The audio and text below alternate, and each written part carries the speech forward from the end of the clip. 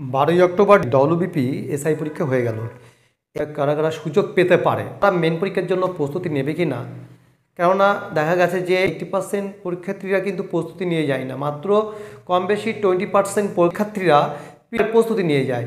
এই যারা প্রস্তুতি নিয়ে যায় তারা কিন্তু পরীক্ষায় কিন্তু সফল হয়। বলতে পারি যারা পরিশ্রম করে বিশেষ করে তারা কিন্তু 100% সফল হয়। অনেকে অ্যাবসেন্ট থাকে যে আমি পাশ করবো কি পাশ করবো না, বা পরীক্ষার প্রস্তুতি নিয়ে অনেকে কিন্তু অ্যাবসেন্ট থাকে। ধরে নিলাম কম বেশি 2 লক্ষ পরীক্ষা দিয়েছে। এসএসসি পরীক্ষার মাধ্যমে যে শিক্ষক নিয়োগ হয় সেখানে কিন্তু অনেক সময় নিয়োগ হচ্ছে না, ফলে কি হয় এই পুলিশ ডিপার্টমেন্টে কিন্তু পরীক্ষা দিতে অনেকে আসে। ডব্লিউবিপি এসআই একটা ভালো একটা পরীক্ষা, কেননা এই পেশায় কিন্তু অনেকে ঢুকতে চাইছে। আর পরীক্ষাটা নেয় ডব্লিউবিপিআরবি, West Bengal police recruitment board. এটা প্রিলিমিনারি পরীক্ষা প্রথমে হয়, তাই 12 অক্টোবরে পরীক্ষা হয়েছিল।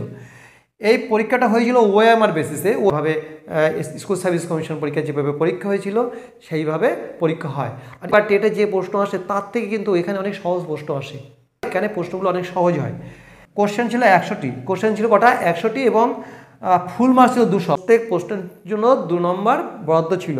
জেনারেল স্টাডিজ হচ্ছে 50টা কোশ্চেন ছিল, জেনারেল স্টাডিজ হচ্ছে 50টা কোশ্চেন ছিল, আর ম্যাথ বা অ্যারিথমেটিক সেখানে 25টা কোশ্চেন। ম্যাথ বা অ্যারিথমেটিক ওরা 25টা কোশ্চেন, আর লজিক্যাল অ্যানালাইটিক্যাল রিজনিং এখানে 25টা কোশ্চেন। প্রত্যেক কোশ্চেনের জন্য কিন্তু 2 নম্বর বরাদ্দ ছিল। ফলে জেনারেল স্টাডিজের ক্ষেত্রে 50টা যদি কোশ্চেন হয় 2 নম্বর করে হলে 100 নম্বর। ম্যাথ বা অ্যারিথমেটিক 25টা কোশ্চেন ছিল এবং 2 নম্বরের কোশ্চেন ক্যারি করে, তাহলে এখানে 50 নম্বর। আর লজিক্যাল অ্যানালিটিক্যাল রিজনিং হচ্ছে 25টা কোশ্চেন 2 নম্বর করে 50 নম্বর। এই টোটাল 100টা প্রশ্নেও 2 নম্বর করে মোট 200 নম্বরের পরীক্ষা ছিল। এখন এখানে একটা ছিল কি, 4টে যদি ভুল হয়ে যায় 1 নম্বর বাদ চলে যাবে, অর্থাৎ যেটা ভুল গেছে তার সঙ্গে গুণ করতে হবে 0.25। এটা যদি গুণ করলে যেটা পাওয়া যাবে তত নম্বর মাইনাস হবে। কিন্তু এখানে নেগেটিভ মার্কিং থাকার জন্য কি হয়, খুব সাবধানে উত্তরগুলো করতে হয়, খুব সতর্কতা অবলম্বন করতে হয়। কেননা স্কুল সার্ভিস কমিশনের ক্ষেত্রে বা টেট পরীক্ষার ক্ষেত্রে কিন্তু সেখানে নেগেটিভ মার্কিং থাকছে না, কিন্তু ডব্লিউবিপি পরীক্ষা বিশেষ করে 12/10/2025 যে পরীক্ষা হয়ে গেল ওখানে নেগেটিভ মার্কিং ছিল, ফলে বেশ একটা কম্পিটিশান থাকে। অর্থাৎ যারা সঠিক প্রস্তুতি নিয়ে যাবে তারা কিন্তু অবশ্যই 100% সফল হবে। আর যারা প্রস্তুতি নিয়ে যায় না, আমি যারা বলছি যে 80% কিন্তু ছাত্রছাত্রীর কিন্তু প্রস্তুতি নিয়ে যায় না। চাকরি পরীক্ষার ক্ষেত্রে যে প্রচুর বই স্টাডি করতে হবে, প্রচুর জিকে স্টাডি করতে হবে, প্রচুর ম্যাথ স্টাডি করতে হবে। শুধু কোচিংয়ে গিয়ে সামান্য নোটস নিয়ে পড়লাম আমি চাকরি পেয়ে যাব, এটা আশা করা যায় না। কেননা আমিও সরকারি চাকরি করছি, আমিও কিন্তু সেইভাবে প্রস্তুতি নিয়েছিলাম। কোনো সাজেস্টিভ পড়লে কিন্তু হবে না, কোনো সাজেস্টিভ পড়লে হবে না।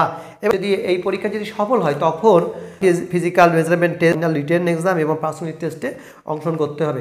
অর্থাৎ তাকে আগে কোয়ালিফাই করতে হবে। এখন কোয়ালিফাই করতে গেলে একটা মিনিমাম কত নম্বর পাওয়া যেতে পারে সেটা আমি আইডিয়া দিচ্ছি। এত বছর ধরে তো এসআই পরীক্ষা চলছে এবং সেগুলোর দিকে 25 সালে কেমন নম্বর পেলে একটা সুযোগ হতে পারে, এটা আইডিয়া মাত্র। আমি জেনারেলের ক্ষেত্রে অর্থাৎ আনরিজার্ভ কত হতে পারে, এটা যেহেতু এবার প্রশ্নটা অনেক সহজ হয়েছে, যারা পরীক্ষা দিয়েছে তারাও বুঝতে পারছে, এবং যারা প্রস্তুতি নেয়নি তাদের ক্ষেত্রে একটু কঠিন লাগবে। জেনারেল সাধারণত 145 প্লাস মোটামুটি যারা নম্বর পাবে, জেনারেল বা আনরিজার্ভ যারা 145 প্লাস যারা নম্বর পাবে তারা কিন্তু কোয়ালিফাই করতে পারে।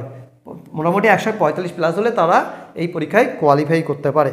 আচ্ছা, দুটো ক্যাটাগরি, একটা হচ্ছে ওবিসি এ আর একটা ওবিসি বি। ওবিসি এর ক্ষেত্রে 140 প্লাস যদি হয়, কতর মধ্যে? এগুলো কিন্তু সব 200-র মধ্যে হচ্ছে। ওবিসি এ মোটামুটি 140 প্লাস হলে সে কিন্তু কোয়ালিফাই করবে। এখন ওবিসি বি এর ক্ষেত্রে কত হতে পারে? ওবিসি বি এর ক্ষেত্রে দেখা গেছে যে ঠিক এর কাছাকাছি ওই 142 প্লাস। ওবিসি বি কম বেশি 142 প্লাস করলেই কিন্তু সে কোয়ালিফাই করবে। ইডব্লিউএস সবাই জানো যে ইডব্লিউএস কিন্তু নতুন একটা সংযোজন হয়েছে 2025 সালে। ইডব্লিউএস মোটামুটি 140 প্লাস, এর ক্ষেত্রে 140 প্লাস। এবার চলে আসি এসসির ক্ষেত্রে। এসসির ক্ষেত্রে অনেক কম হয়, কম নম্বরে এরা কিন্তু কোয়ালিফাই করে। এসসির ক্ষেত্রে মোটামুটি 115 প্লাস, এসসির ক্ষেত্রে মোটামুটি 115 প্লাস। আর এসটির ক্ষেত্রে যদি কোয়ালিফাই করে তাহলে তাকে মিনিমাম 110 প্লাস, অর্থাৎ 110 পেলে মোটামুটি হতে পারে, সুযোগ থাকতে পারে। এসটি মোটামুটি 110+ কাছাকাছি নম্বর পেলে মোটামুটি সেই সুযোগ হয়ে যাবে। জানাচ্ছি যে পিএইচ ক্যাটাগরির জন্য কোনো সংরক্ষণ নেই। সঠিক এখন তথ্য জানা যাচ্ছে না যে কটা ভ্যাকান্সি আছে। যদি 100 যদি ভ্যাকান্সি থাকে, এর মধ্যে জেনারেল এর মধ্যে মাত্র সিট আছে 45টি, জেনারেল হচ্ছে 45টি। আর এসসির ক্ষেত্রে 22টি, এসসির ক্ষেত্রে 22টি, এসটির ক্ষেত্রে 6টি, এসটির ক্ষেত্রে 6টি, ইডব্লিউএসের ক্ষেত্রে এরা কিন্তু সংযোজন হয়েছে, সবাই জানে, এটাও 10% সংরক্ষণ হয়েছে। ইডব্লিউএসকে মোটামুটি 10টি সিট আছে। ইডব্লিউএস গেল। এবার ওবিসি এর ক্ষেত্রেও 10টি, ওবিসি বির ক্ষেত্রে 7টি সিট। তাহলে সব কিন্তু 100টা সিটের মধ্যে কিন্তু আলোচনা করা হচ্ছে। ওবিসি বির ক্ষেত্রে 7টি, কথার মধ্যে 100টার মধ্যে।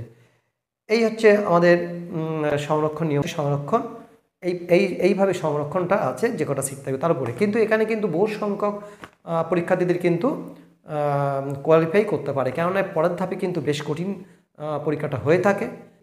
এর পরবর্তী ম্যাথের প্রবলেমগুলো, বিশেষ করে ডব্লিউবির ক্ষেত্রে ম্যাথের যে কোশ্চেনগুলো থাকে সহজ থাকে এবং কম সময়ের মধ্যে কীভাবে সমাধান করা যায় অবশ্যই আমার চ্যানেলে আলোচনা করা হচ্ছে। এবং পরবর্তী ভিডিওতে এই রিলেটেড অনেক ভিডিও আর জন্য অবশ্যই সাবস্ক্রাইব করে বেল আইকনটি অন করে রাখতে হবে, নাহলে কিন্তু এইসব সমস্ত গুরুত্বপূর্ণ ভিডিওগুলো মিস করবে। যারা ভিডিও দেখছে তাদের জন্য শুভকামনা রইল, এবং যারা হয়তো ভিডিও দেখেছে তাদের কাছে আমি শুভকামনা করছি তারা যেন কোয়ালিফাই করতে পারে। ধন্যবাদ।